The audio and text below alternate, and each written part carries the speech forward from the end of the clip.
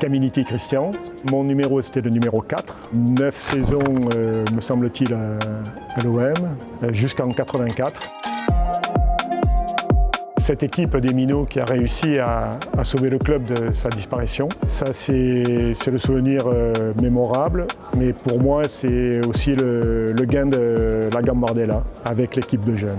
Beaucoup d'émotions, beaucoup de regrets aussi parce que ça fait partie du lot d'un footballeur professionnel. Surtout quand on est attaché à ce club depuis très longtemps et depuis tout petit, quoi. Et en ayant fait mes classes chez les jeunes, je sais qu'à un moment donné, lorsqu'on se retrouve tous ensemble, eh bien on a des souvenirs partagés, on a des émotions partagées, et puis toute une vie en commun qui revient à la surface. Je n'ai pas de gros titres à présenter, mais au niveau affectif, c'est ce qui importe le plus pour moi.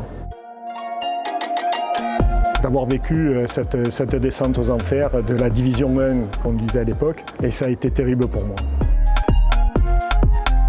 L'équipe de 69, l'équipe de 72, avec un duo magique qui était Magnusson et Scobla, qui sont dans ma mémoire ineffaçables. Ensuite, j'ai côtoyé Marius Trésor, j'ai joué avec lui, j'ai apprécié sa personnalité, l'homme qu'il était. Je crois qu'Éric Dimeco a su prolonger un petit peu notre esprit au sein de l'équipe vainqueur de la Coupe d'Europe. Et puis ensuite, Jean-Pierre Papin, évidemment, a été pour moi un avant-centre explosif, étonnant et spectaculaire.